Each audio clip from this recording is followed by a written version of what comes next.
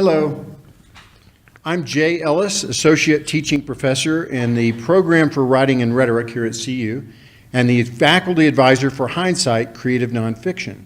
We're here tonight to launch a new title, Changing Skies, Writing Through the Climate Crisis. This is thanks to Scott King's Mission Zero initiative with the Program for Writing and Rhetoric, or PWR. Mission Zero funded 3 writing contests managed by our journal staff after my colleagues Becky Dixon, Eric Berger, and Alex Phobes led teaching writing workshops on climate change. All student writing contributors still had to get through our blind review process, which, as you'll hear later, is now open internationally. Hello, people out there. So the fact that so much writing, including contest winners, in this print issue came from CU students says a lot about the strong teaching and learning in PWR classrooms. And we are definitely featuring the work of CU students in this beautiful print issue of Changing Skies. Tonight you're going to hear some of those writers and from just 5 of our incredible 23 student staff introducing them. First, to introduce our keynote speaker, I'd like to do my favorite thing, advising journal staff, and get out of their way. Here's our editor-in-chief, Ian Hall.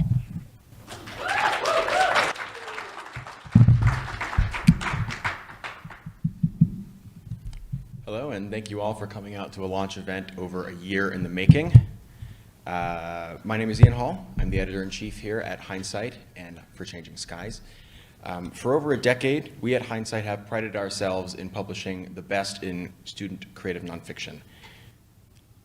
And casting that net over the years has led to a wide variety of work finding its way onto our pages.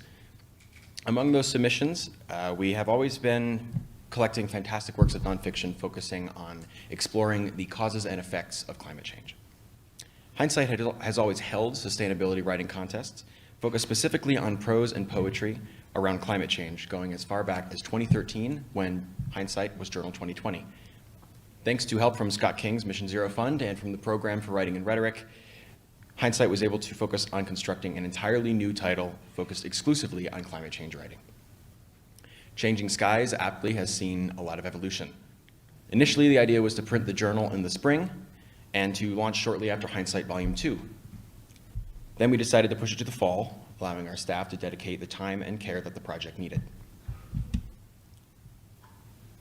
Working closely with Mission Zero, our teams were able to compile more excellent climate change writing and put them into the Pipe Dream project that we had started a year prior. The book you hold in your hands and is on your seats next to you is the result of several months of different teams working together on something that helps us all quantify the human experience of climate change, to understand stories from all different types of people, from all different types of places. To tell you more about climate change and the wonderful work that students are doing to help combat it is Scott King. Thank you, and I can't tell you how excited I am for this to come out. It is simply amazing.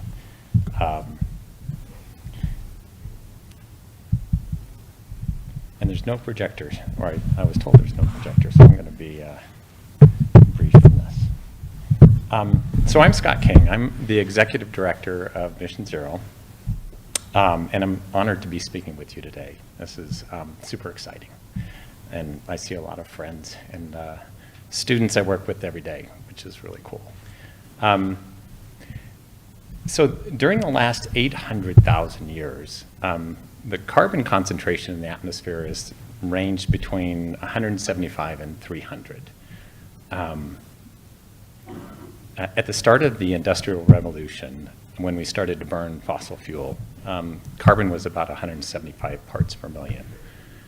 I was born in 1962, and the CO2 concentration had gone up to 321 parts per million. I'm 60 years old now, and in my short lifespan, carbon concentration has gone up another 100 points. We're not on a sustainable future, and we have to change.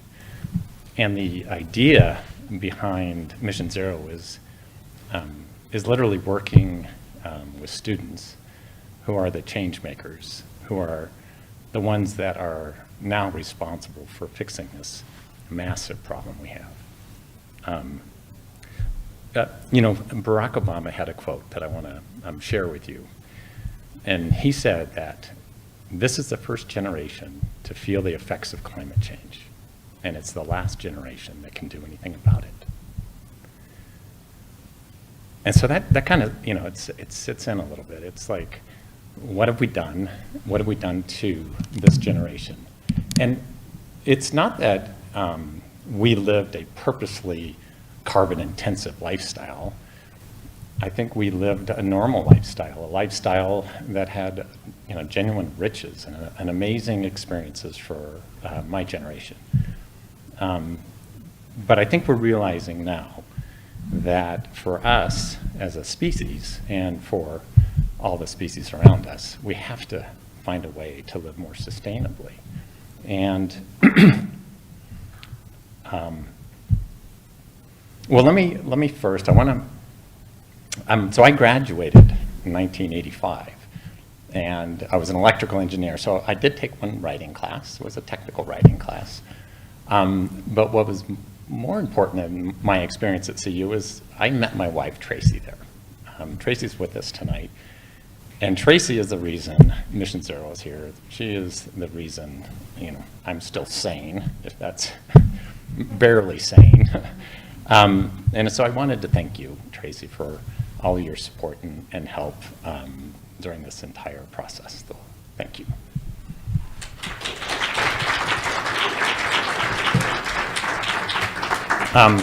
So we got married right after school. It was, got married, got a house, got a job. After a while, we had 3 kids, Kaylie, Maddie, and Andrew. All 3 of our kids went to CU. Andrew graduated last year. And Kaylie, our oldest daughter, is having her first child in February. So we're going to be grandparents for Sophie. That's going to be cool.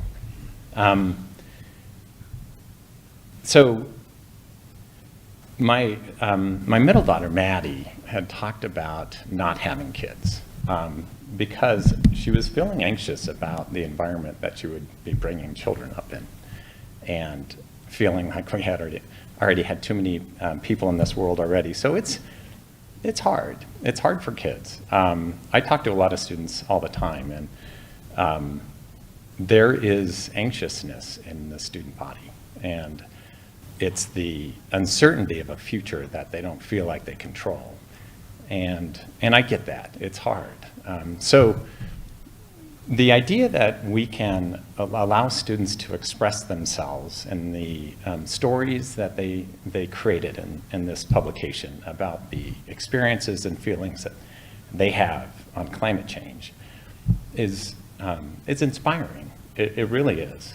So what you've created here is something that I think when people look at it are going to change the way they think and behave.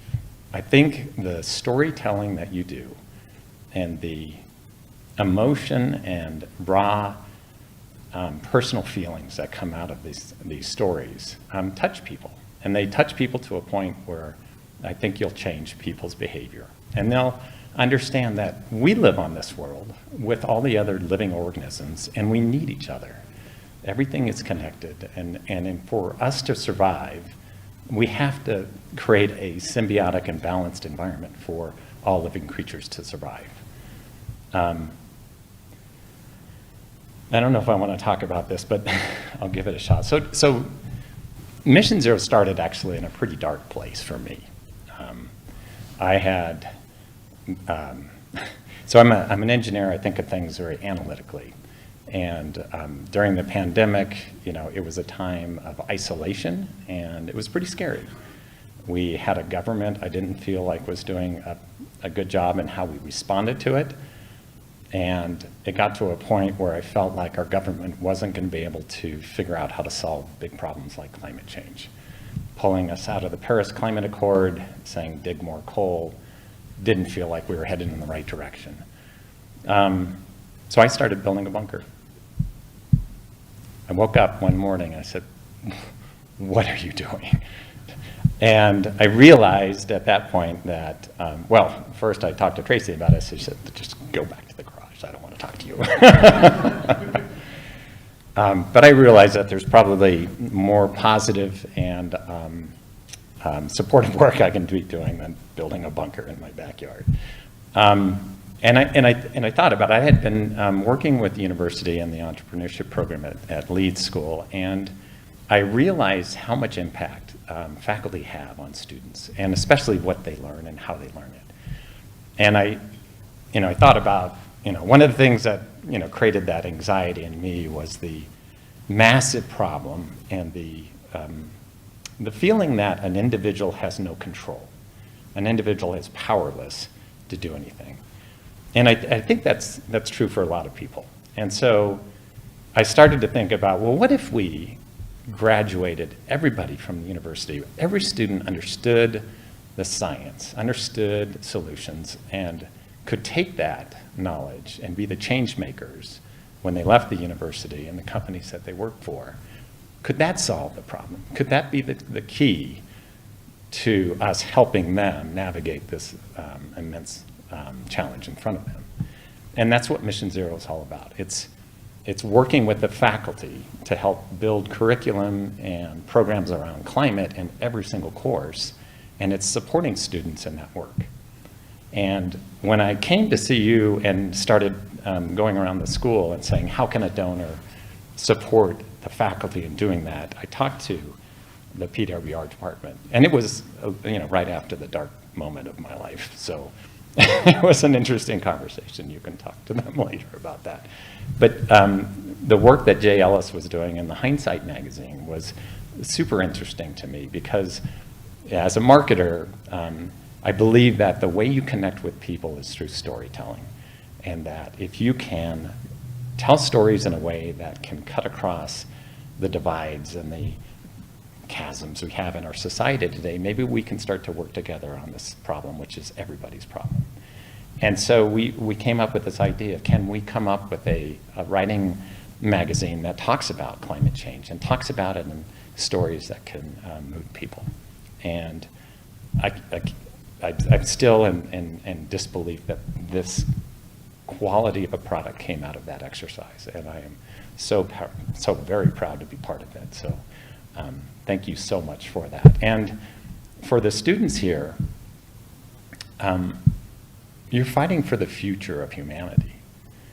And I believe this, I believe that yours is a future that must be bold, it's a future that must be hopeful, and it's a future that must be determined. And I feel like it's my generation's job to support you in that. So thank you.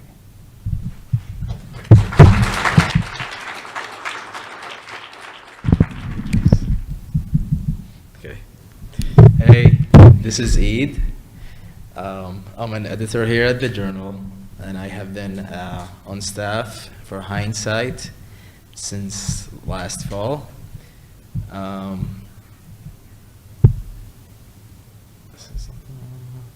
Sorry.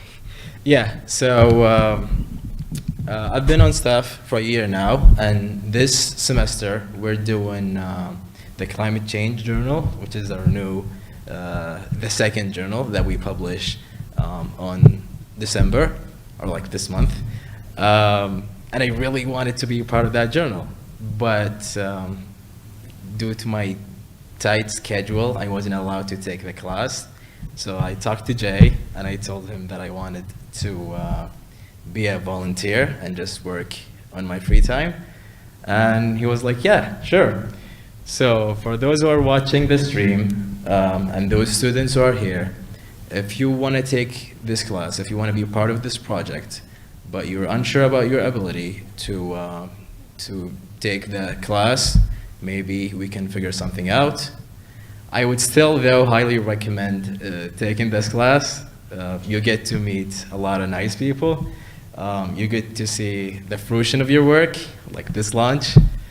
And if you're really about it and you work really hard, maybe you'd want to have Jay write you a recommendation letter one day. We're going to have Marisa talk more about the journal, but for now, I want you all to open page 62 a study in inclusiveness, and follow as Tasha Smith reads her piece. Thank you.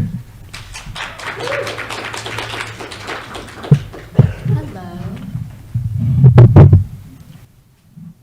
If you venture just below the equator and veer towards the east coast of Africa, you will reach Zanzibar. A quick snapshot reveals pristine white beaches framed by lush greenery. The forests are home to monkeys, antelopes, and lonely leopards who bear their endangered status like weights upon their chests. Chances are you will never catch one, as generations of elusiveness guide the leopard's careful slink through the shadows of the palm trees. On these islands live old gods, their hands weathered by the elements. The dirt underneath their nails is a remnant of their good work. Unassuming at first, they form the tenets of knowledge and stability for the local communities, and in their blood runs generations of quiet observation, as much a part of the landscape as the motion of the clouds. It is strange to think about our instincts, programmed into us from generation to generation.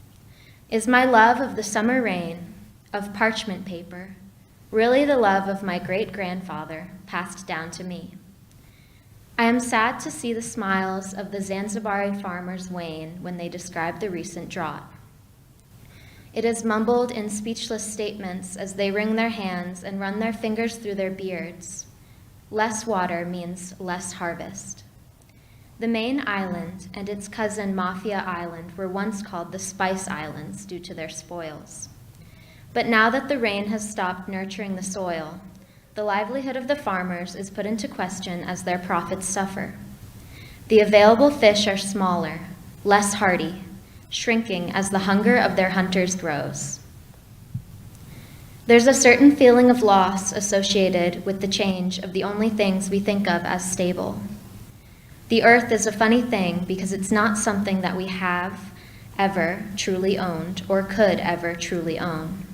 She does not belong to us, and yet we have grown up with her, and we have thought ourselves attuned to her cycles. And who are closer to the earth than her protectors? Those who tend to her gardens and harvest her fruit. Something about this way of living seems more attuned to our purpose. The farmers have done nothing to upset the natural order, and yet they suffer. The loss is infinitely more severe because it is felt by countless generations of people who have been born on the island and put to rest on the island. It is felt by future sons and daughters who will sense that something has changed, that something is not right, in the very core of their beings and in their bones. Thank you for coming.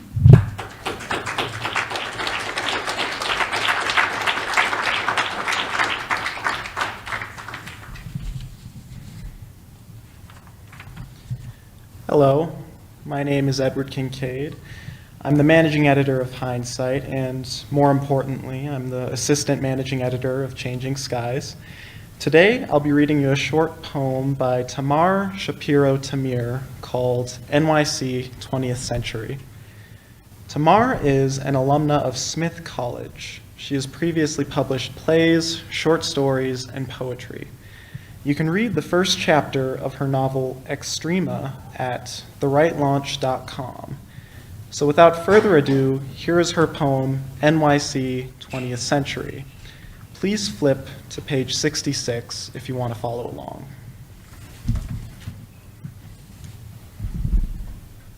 Remember the big ships in the harbor, the worn, the tired, the huddled masses that shuffle off them, spending their last coin for a place to rest their heads tonight.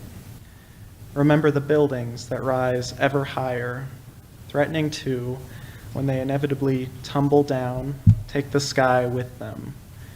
Remember the time when man literally reached his peak, when he made himself equal with the gods, when he built an empire on a base of democracy, on a grid of lies, on the backs of woman, child, and animal. Remember this tall, proud city, this shining emblem, this new Rome. Remember what happened to Rome? You will.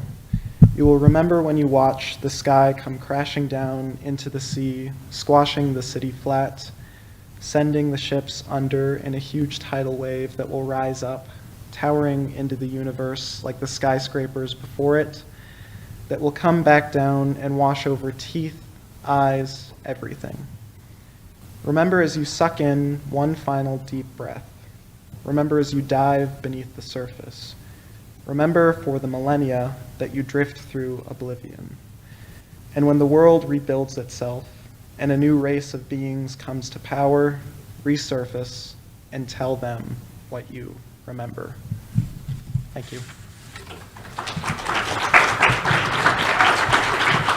All right, next up is Marisa Lange.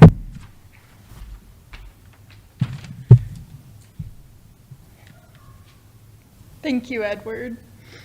Hello, I'm Marisa Lange, the managing editor of Changing Skies. We were very impressed by the quality of writing and art we received for our first ever volume of Changing Skies.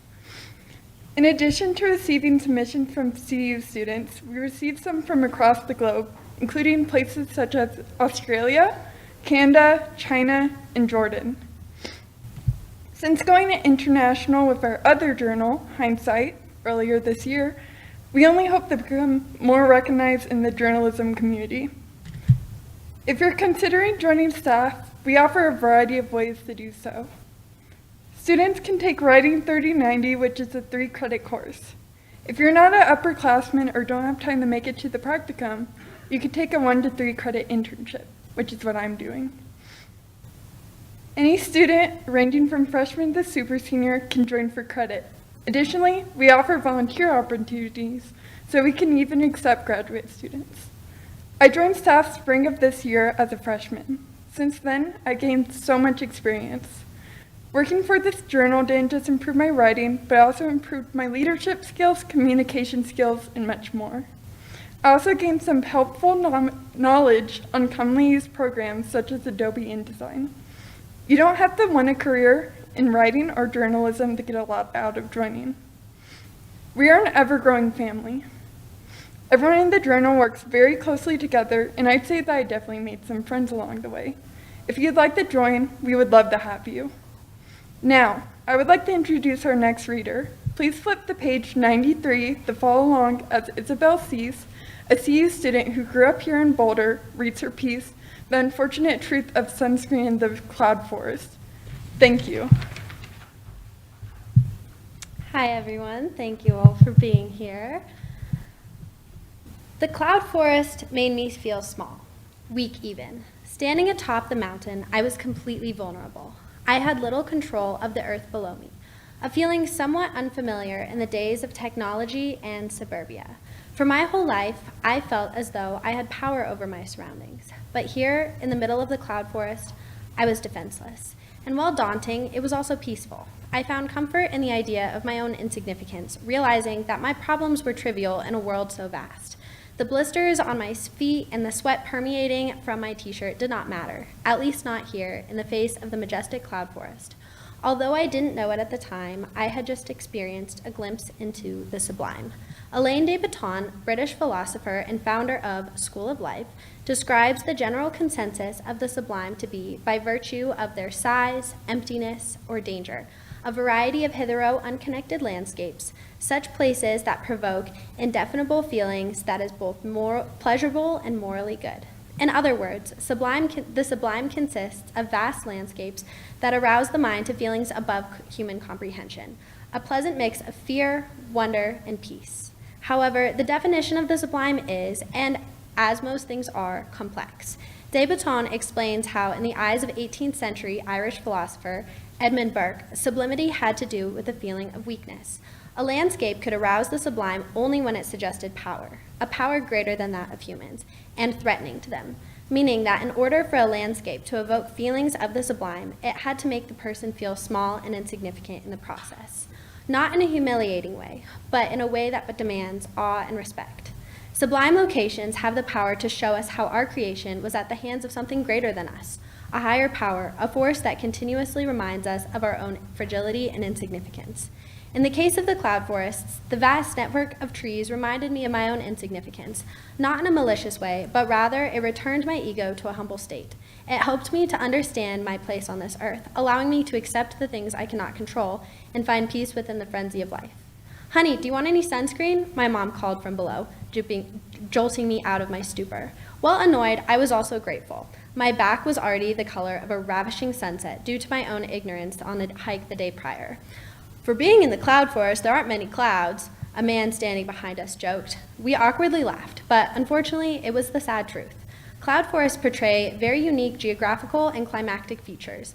They exist within higher elevations of tropical regions and are sometimes called montane forests. Their distinct weather patterns are a result of moisture-laden air currents from lowland oceans that move up the mountains, cooling and condensing as they rise, due to cooler temperatures as elevation increases. Subsequently, areas become enveloped in consistent cloud cover and high rates of precipitation. The unique weather patterns in the cloud forest yield an abundance of fascinating biodiversity ranging from epiphytes to venomous snakes. Although these cloud forests make up a small percentage of Earth's landmass, they generate a significant portion of the world's biodiversity. Unfortunately, due to the planet's rising temperatures, we are seeing a significant decrease in the cloud cover. Species that previously occupied lower elevations are beginning to migrate up to areas that have a more temperate climate, and species that relied on the previously cooler environments in the cloud forest are beginning to die off as temperature rises and precipitation decreases. Although we often hear about the bleak futures of our cherished natural landscapes, we rarely see the sad truth. Artist Hannah Rothstein creates a visual depiction of the future of our national parks through her collection, National Parks 2050. These pieces illustrate our national parks as toxic wasteland, just juxtaposing our current lush and vibrant parks with images of stark and desolate landscapes. In the posters for Yellowstone National Park, Rothstein illustrates one poster with robust geysers and bright colors, including the words nature walks, field trips, and campfire talks, shedding light on the aspects of national parks that we are so accustomed to. In the other Yellowstone National Park poster, Rothstein illustrates the remnants of a geyser and a grizzly bear whom you can see virtually all of its ribs. The coloring in the poster is darker as well, using more grays and muted colors to depict the overall mood of the environment. The words in this poster are disappearing geysers, dying trout, and starving grizzlies, providing a rather grim feeling to the piece. By providing both depictions of Yellowstone side by side, Rothstein illustrates humanity's effects on the environment as we enter a new era of life through climate change. She instills a sense of horror and fear into the viewer through the sheer vastness of the environments, which could fall into the category of the sublime, yet through a different understanding of it. Rather than depicting the sublime through the more common definitions, Rothstein can create visualizations for a new understanding of the sublime, the toxic sublime.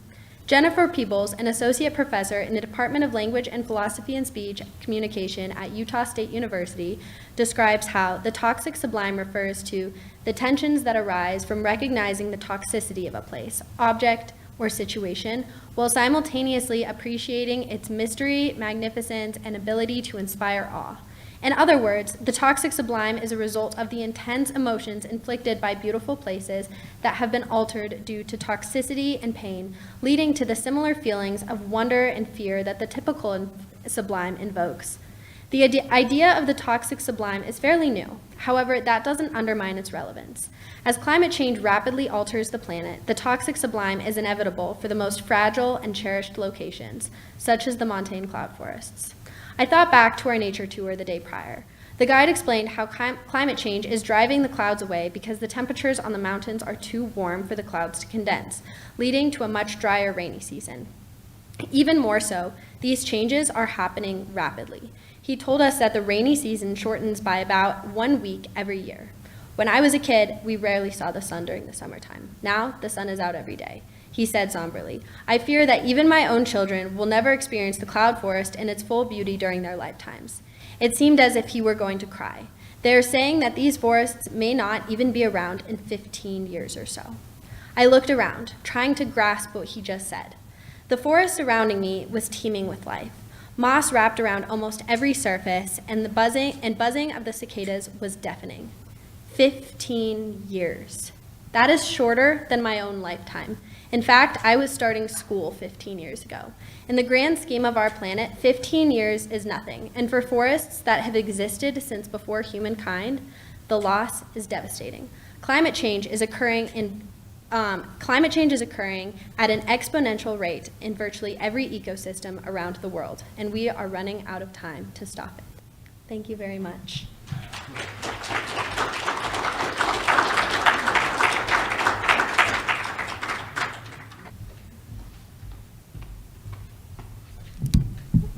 Hello everyone, my name is Kaylie Stenberg and I am the senior editor at Hindsight this semester.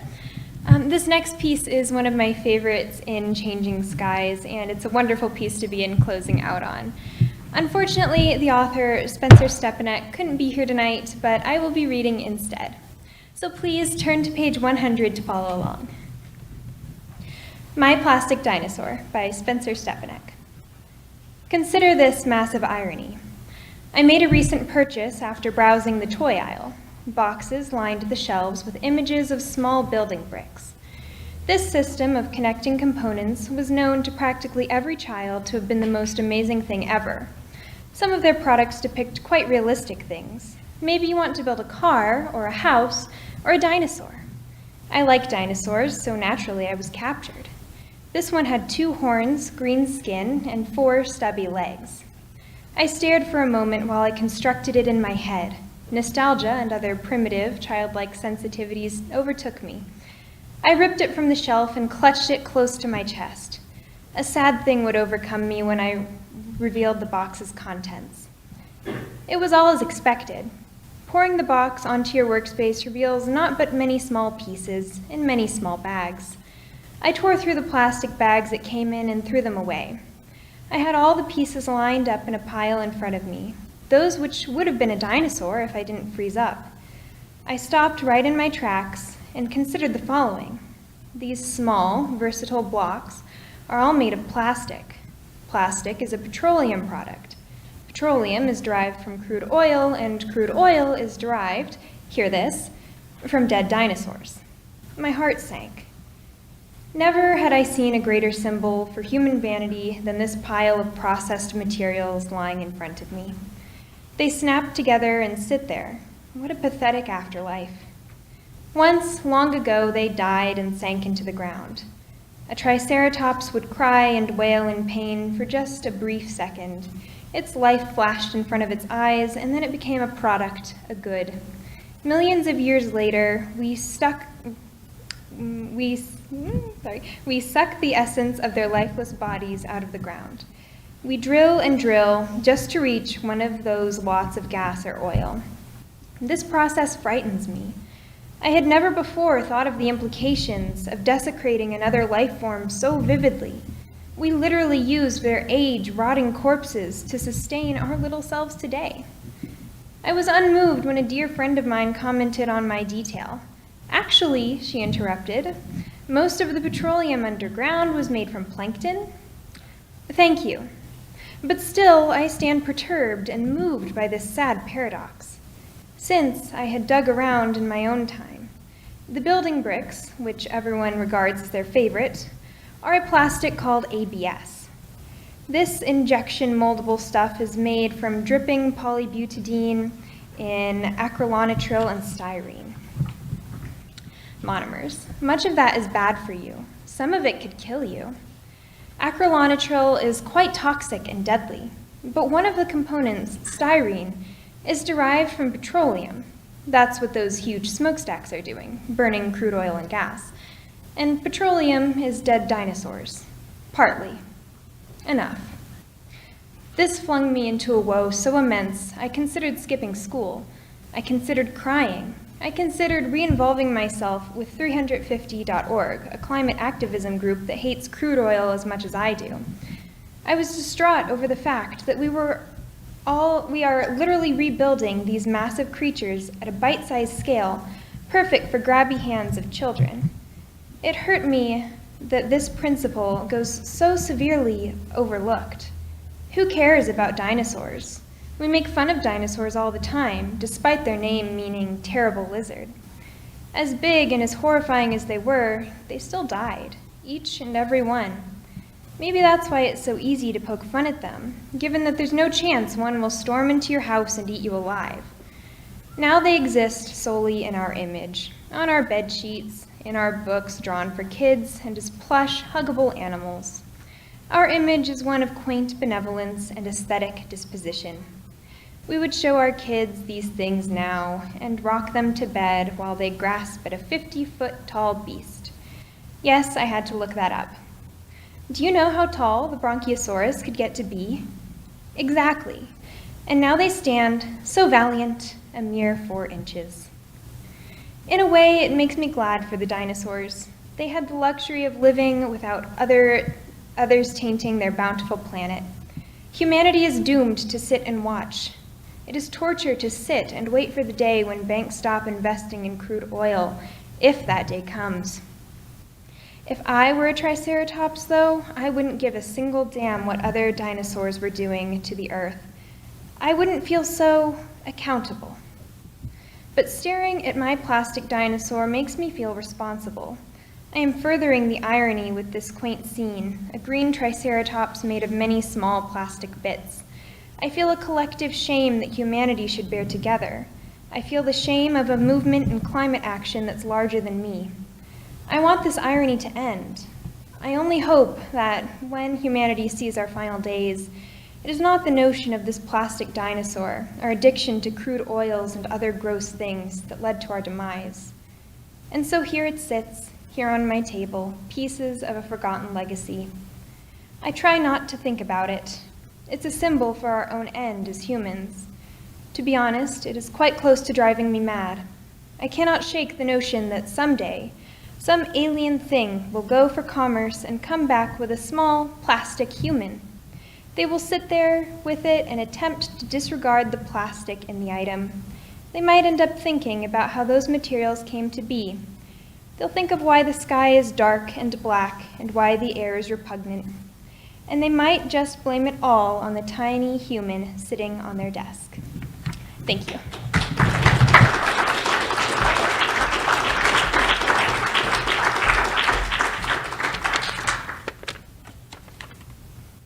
Thanks, everybody, for coming out. I want to thank Mindy Slaughter for unbelievably hard work getting us this venue for tonight, and for 100 other things that she, Linda Nacita, and Andrew Gillenwater, as well as the student staff and PWR's front office, do in support of Changing Skies and other Hindsight projects. Last year's interim director, Steve Lamos, helped us get our PWR connections with Mission Zero up and running. And the PWR's new director, John Stevenson, has been an enthusiastic supporter of the hard work students do on these 2 journals a year now. Be sure to talk to our contributors before they become too famous, and talk to our staff, especially if you'd like to join us in the spring when we'll be launching Hindsight Volume 3. We're looking forward to continuing Changing Skies with more online content. Be sure to talk to Scott, especially if you're looking to help him with his fundraising for Mission Zero. And we're looking forward to our ongoing work with Mission Zero. Good night.